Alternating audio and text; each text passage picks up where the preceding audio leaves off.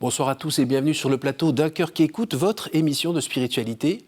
Aujourd'hui, j'ai le plaisir de vous présenter Bendo, qui vient de publier un livre aux éditions Nouvelle Cité qui s'appelle « Un carnet de tendresse ». Bonjour Bendo. Bonjour. Merci d'être venu nous voir, d'avoir quitté vos crayons ou votre tablette, je ne sais pas, vous nous expliquerez comment vous travaillez.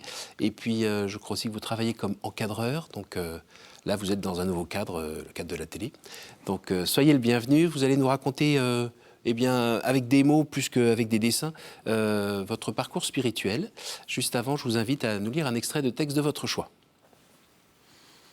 Il lève le pied, une douleur sourde, écrasante le pénètre. Ce n'est pas là une simple formalité. Il va piétiner ce qu'il a considéré comme la beauté dans sa vie, comme la pureté, ce en quoi il a mis tous ses idéaux et les rêves de l'homme. Comme son pied lui fait mal.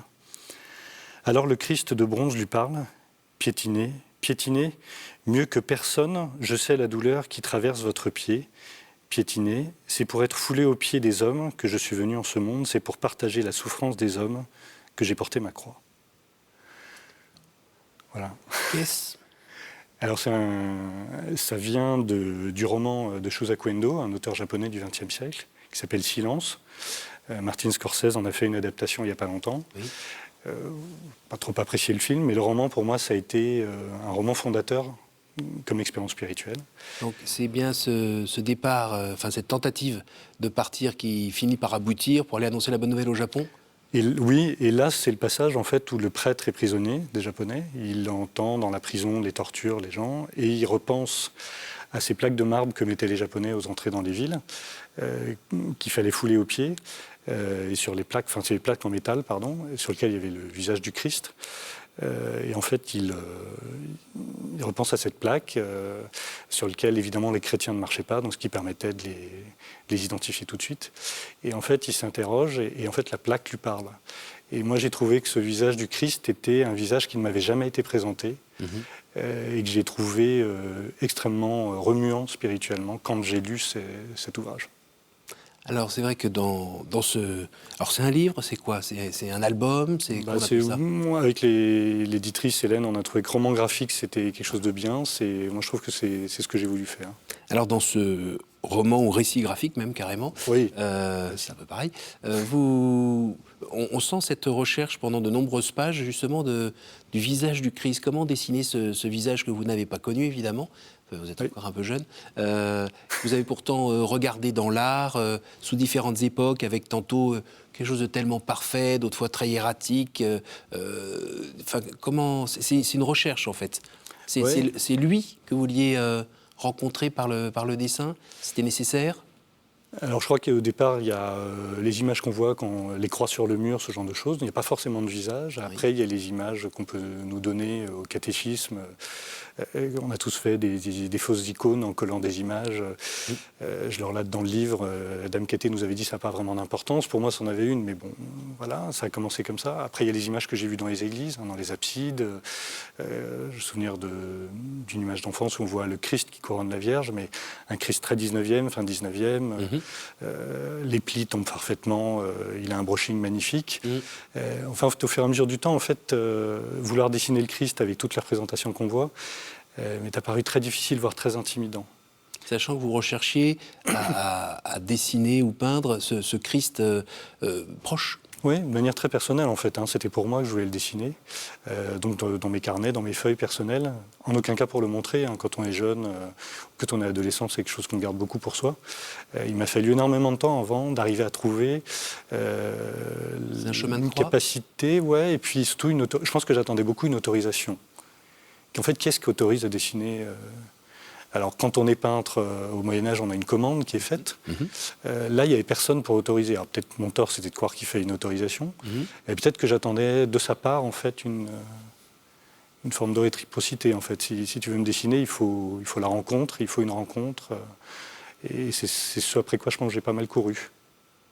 Alors, si on rembobine un tout petit peu, vous êtes né dans quel coin? Je suis né en région parisienne.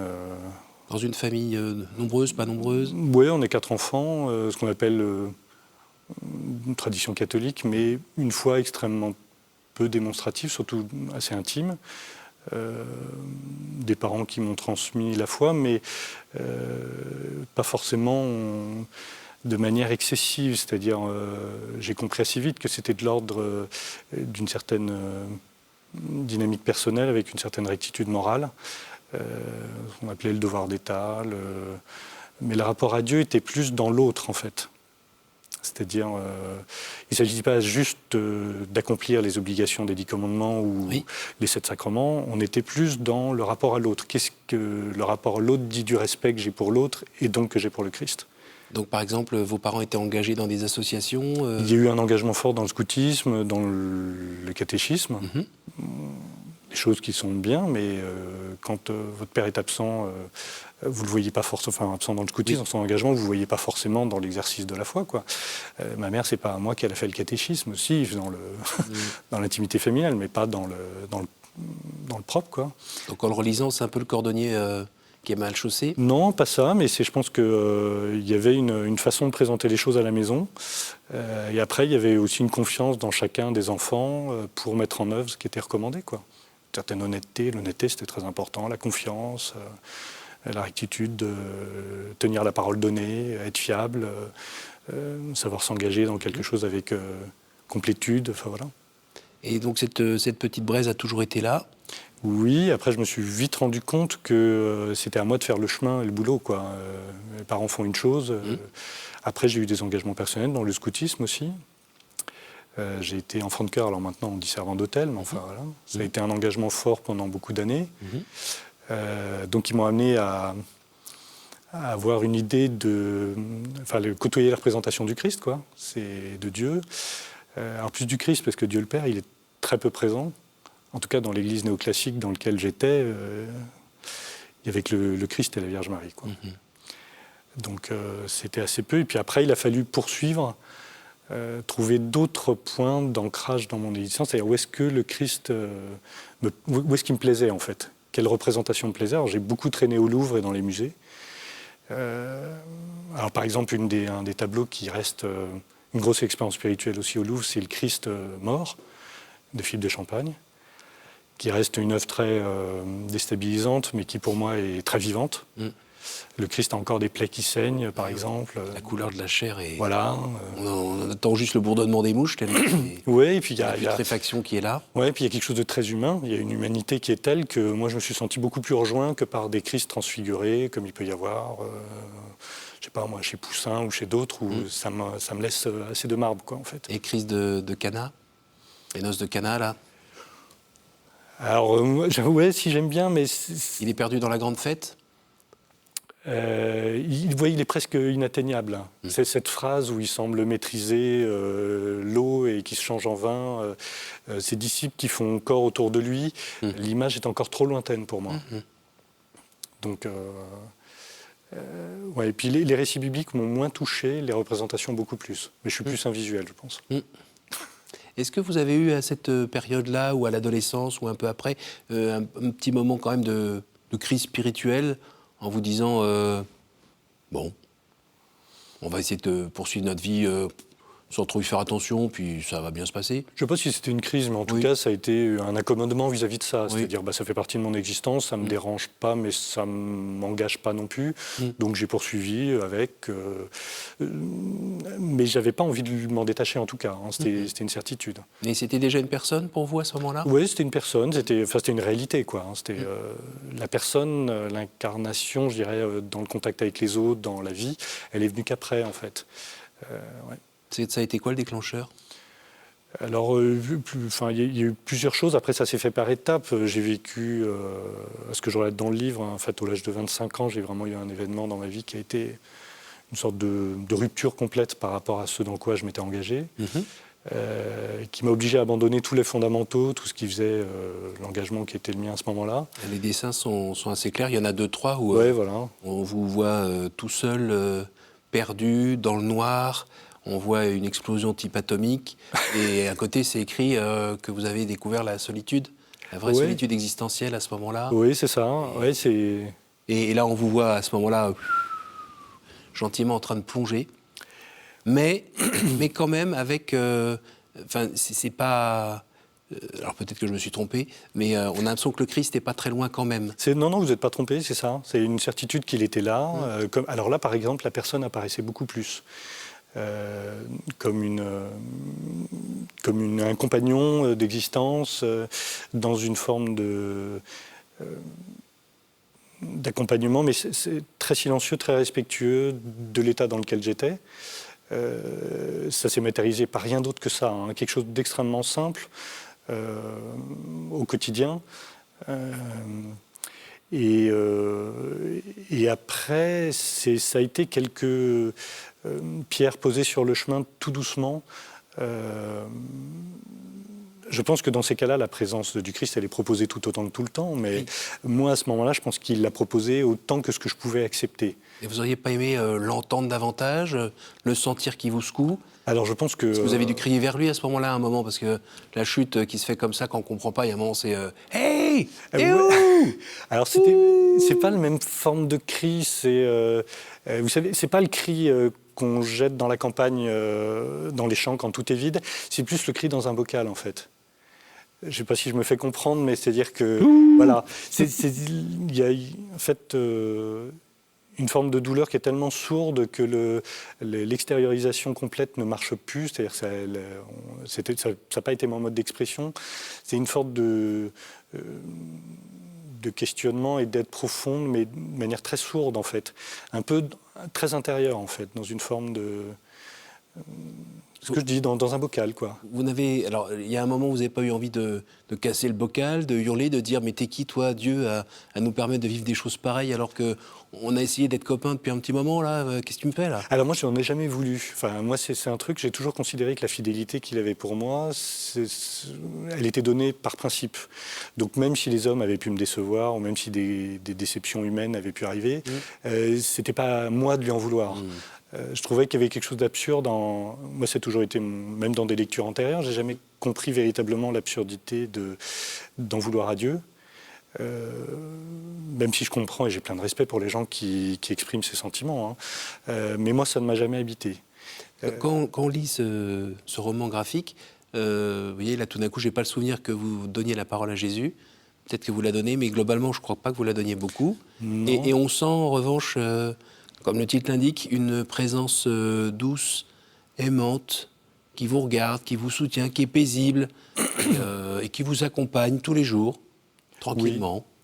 Parce que j'ai jamais eu d'expérience, moi, j'ai jamais eu de chemin de Damas, je suis jamais tombé de mon cheval, j'ai jamais vu ça. Mais attendez, c'est pas fini, hein, l'aventure. On verra ça dans un deuxième tome. C'est ça, jusqu'à maintenant. Mais... Bonjour. Ah, excusez-moi, c'est... Non, il n'y a jamais eu ça. Parce que j'ai toujours... la personne du Christ, pour moi, elle est beaucoup plus intime. Il y a quelque chose un chemin très intime, très doux, dans la proposition qu'il fait constamment à l'homme de sa proximité, de son amour. J'ai jamais considéré qu'il y avait je trouve qu'il est beaucoup plus difficile de créer un compagnonnage avec lui dans cette simplicité du quotidien que dans l'expérience qu'on peut vivre de manière fondamentale. Donc, dans mon livre, le Christ me parle peu parce que, d'abord, il enseigne dans les évangiles, mais quand on voit le peu de paroles, la Samaritaine, il échange 3 phrases et c'est fini, dans ce qui nous est restitué. Et en 3 phrases, tout a été dit. J'ai l'impression que, moi, dans la relation que j'ai avec lui, le Christ me parle en 3 phrases et après ça, il se tait pour m'obliger d'abord à digérer les 3 phrases et puis il faut maintenant faire le chemin vers lui. C'est toujours comme ça que j'ai conçu la relation, pour m'obliger aussi à faire le chemin. Alors il semblerait que la vie humaine soit faite de quelques épreuves, c'est ce que j'ai compris, et de fameuses épreuves qui font grandir. Enfin, moi, c'est ce que j'ai compris. Ouais. Mais bon, là, j'ai encore quelques années devant moi. Celle que vous avez vécue il y a 25 ans vous a permis de grandir ?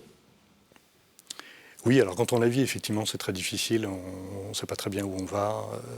Mais le seul truc que je me suis dit à ce moment-là, je me suis dit, mais l'essentiel est dans la vie du baptisé, c'est-à-dire le compagnonnage avec le Christ. C'est ça qui m'intéressait, c'est ça que je voulais, c'est ce à quoi je me suis raccroché au plus profond de moi-même. Donc c'est la prière quotidienne ? C'est la certitude qu'il est dans l'existence, qu'il attend des choses de moi, qu'il m'aime pour ce que je suis. Alors ça, on n'en est pas forcément totalement... Enfin, moi, j'en étais pas forcément totalement conscient, mais en tout cas, il y avait une certitude de l'amour. Le définir et comprendre comment il se matérialisait à ce moment-là, je ne sais pas, mais en tout cas, une certitude de présence, d'amour, je suis là. Et vous, comment vous y répondez ? dans une tentative d'essayer de vivre sa vie autant qu'on peut à sa suite. Je suis quand même conscient de mes limites. Évidemment, on fait plein de bêtises, on pêche continuellement, on tombe, mais j'avançais quand même. Il y a des fois où il est très proche, je le sentais très proche, très immédiat. Ce que je raconte dans le livre, hein, une expérience, quand j'ai été dans une abbaye en visite, bon, on fait du tourisme comme tout le monde. Les plages, c'est moins mon truc. Moi, je préfère les édifices, les constructions, les pierres. Dans une abbaye romane qui s'appelle San Pietro in Valle, qui est en Ombrie, bon, il y a des fresques romanes qui sont magnifiques sur les deux côtés de la nef. Mais à droite de l'arcade du chœur, vous avez une toute petite niche qui n'est pas forcément visible, mais les peintures de la nef me plaisaient, mais je cherchais autre chose. Et en fait, en regardant dans cette niche, il y a un très beau portrait du Christ qui doit dater du XIIe siècle, je pense. Il regarde sans regarder, mais il est très espiègle, je trouve. Et ça a été une vraie expérience. Donc voilà, ça, c'est les rencontres que j'estime être une vraie rencontre. C'est-à-dire, je rencontre une représentation, je rencontre une personne, j'avance dans cette proximité avec lui. Donc son amour m'est donné, il me regarde. C'est ça que je trouve intéressant. Alors l'Église nous invite aussi à vivre cette relation avec le Christ, avec Dieu le Père, avec le Saint-Esprit, à travers les sacrements, à travers la prière quotidienne. Vous marchez aussi dans ce chemin, à travers des engagements aussi de charité, comme on disait, je sais pas, dans l'associatif ou des choses comme ça. J'avoue que j'ai moins de temps. Comment faites-vous ? J'ai moins de temps, donc l'associatif, c'est moins mon truc. J'essaye plutôt d'être... Alors avant, professionnellement, j'essayais de vivre mon engagement professionnel en y mettant plus de charité, ce qui est, il faut quand même le reconnaître, assez difficile dans le monde de l'entreprise. Mais j'ai essayé autant que j'ai pu, comme j'étais dans les ressources humaines, qui est un terme qui en lui-même m'énerve. Je considère que l'humain n'est pas une ressource, mais bon, ça c'est... Au moins je l'ai dit. Mais en tout cas, j'ai essayé autant que faire se peut de considérer l'humain de manière charitable. Voilà. Ce que j'essaie de faire toujours maintenant, j'essaie d'avoir une rencontre aussi dans les sacrements autant que je peux. Je pense qu'on a tous des aléas de l'existence qui font qu'on est plus ou moins disponible pour ça. J'essaye autant. Moi, j'ai reste quelqu'un qui... J'aime beaucoup plus l'intime. Je suis beaucoup plus messe de semaine que messe du dimanche. La messe de semaine, c'est pas pour le côté rapide en 30 minutes, mais c'est pour l'individualité plus forte que j'y trouve. Il y a une communauté aussi qui est là. Je vais à Paris dans une messe qui est plutôt fréquentée dans un quartier d'affaires, donc c'est plus facile pour moi de m'y retrouver. À travers votre dessin, comme je disais tout à l'heure, on voit souvent des personnages qui n'ont pas la bouche ouverte. Il y a quelque chose de paisible dans ce roman graphique, je trouve. Est-ce que vous êtes porté à la contemplation ? Oui, beaucoup plus, je pense. Je pense que le Christ agit beaucoup plus dans la contemplation que dans l'action. Je pense qu'il faut prendre énormément de temps pour penser à lui. En tout cas, c'est ce que j'essaie de faire.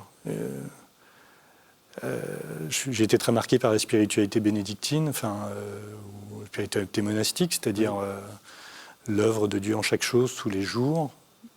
Évidemment, je ne le réussis pas, mais c'est évident. Mais je crois beaucoup plus à ça. Ouais. D'abord parce que je pense qu'il nous contemple, donc le contempler, c'est essayer de lui ressembler, c'est essayer de rentrer dans ce qu'il nous propose. Donc je reste beaucoup plus comme ça. Là, en début de l'émission, vous me demandiez par rapport à mes parents. Je pense que mes parents, mon père est plus un contemplatif. Je pense que ça m'a plus marqué inconsciemment, en fait. Qu'est-ce que vous avez cherché à nous dire dans ce livre ? Comme j'ai pu le marquer au début, je pense que les représentations du Christ des époques passées nous ont été... c'est l'histoire des hommes qui fait qu'on représente le Christ ou Dieu d'une certaine manière. Moi, je pense que Dieu a une proximité qui est fondamentalement intime, de connaissance, de proposition, d'accompagnement du quotidien. Et je pense qu'on ne saisit pas assez les mains tendues qui nous tend très régulièrement en toute chose. Parce qu'on se perd dans une suractivité, oui, ou dans le travail, dans du divertissement. Parce que je pense qu'on néglige cette alternative qui est en fait super intéressante. En fait. Je pense que... alors, évidemment, elle est décevante humainement. Parce que ce qu'il nous propose, ça n'est jamais complètement humain. C'est quand même aussi ce ce qu'il veut pour nous. Mais ce que je trouve d'intéressant, c'est qu'il il propose toujours à plus d'élévation, plus de... En fait, c'est une dimension très paternelle. Moi, je crois beaucoup le rôle, les personnages qui ne parlent pas trop, il y a quelque chose de très éducatif, très éducateur, je crois, dans la personne du Christ. Ce qui me plaît beaucoup dans les évangiles, c'est la manière avec laquelle certaines fois il ne parle pas, parce qu'il éduque en fait. Il ne parle pas beaucoup parce qu'il éduque. Et je pense que il est assez silencieux parce qu'il il éduque à travers un geste, il éduque à travers une main tendue, une parole donnée. En fait, il appelle toujours à nous dépasser, en fait. Dépasse-toi pour être un peu plus humain, enfin, accomplis tout, enfin, on se rapproche de l'incarnation, quoi. Approche-toi de ce que j'étais comme Jésus, toi en tant qu'homme, quoi. En tant que femme, enfin, en tant qu'être humain, quoi. Il y a des moments où vous vous lassez, où vous vous désespérez de ne pas atteindre ce que vous croyez être ce que le Christ attend? Alors, c'est pas une lassitude, mais vous voyez, par exemple, être là en parler, ça me remplit...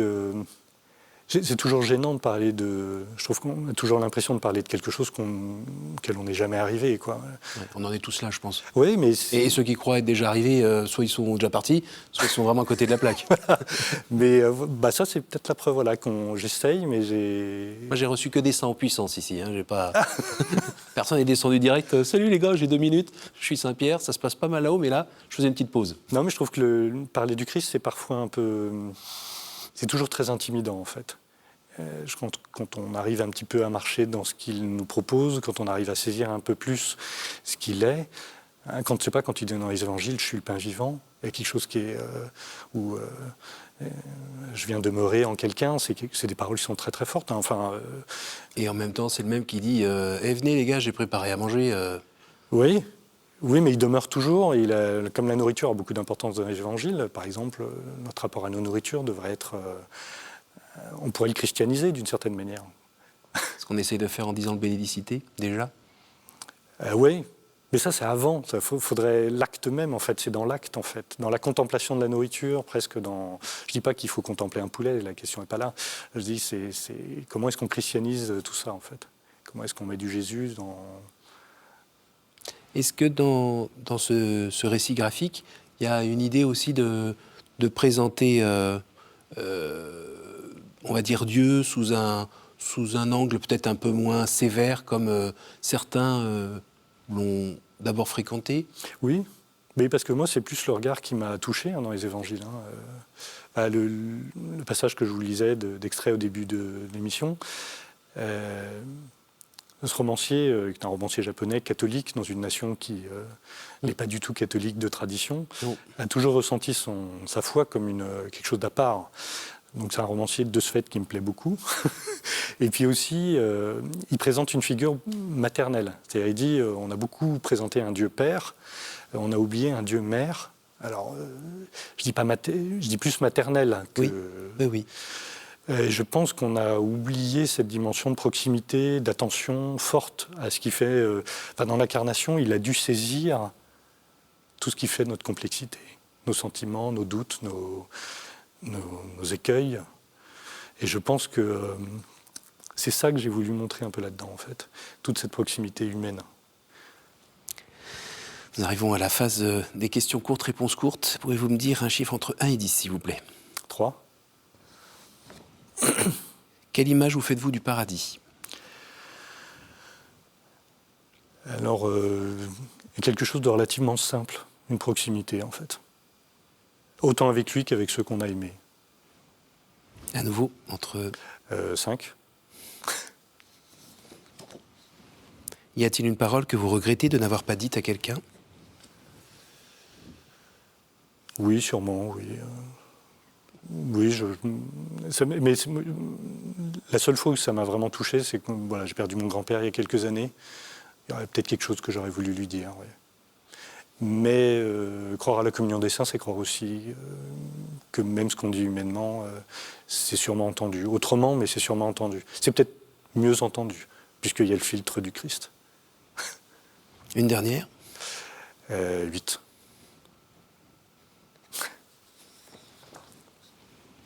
Quelle est la pire idée fausse que l'on se fait sur Dieu, selon vous? Qui s'amuse avec nous. Je pense qu'il ne s'amuse pas. Enfin, comme tout père, bon, évidemment, il y a des mauvais parents, mais on ne peut pas supposer que Dieu le soit. Je ne peux pas imaginer que Dieu s'amuse avec nous dans un pont qui s'écroule, une vengeance. Je pense qu'il est complètement au-delà de tout ça et que c'est beaucoup plus de la tendresse. Merci beaucoup Bendo d'être venu nous présenter votre livre « Un carnet de tendresse » aux éditions Nouvelle Cité. Merci de nous avoir partagé aussi, avec son regard pétillant, ce trajet humble d'amitié avec Jésus au jour le jour. Et puis ça grandit, ça baisse, mais ça monte quand même. Oui, c'est ça, exactement. Merci beaucoup, merci à vous tous pour votre fidélité. Je vous invite à retrouver cette émission sur notre site www.ktotv.com et évidemment d'en parler autour de vous, car la lumière, on ne la laisse pas sous le boisseau. À la semaine prochaine.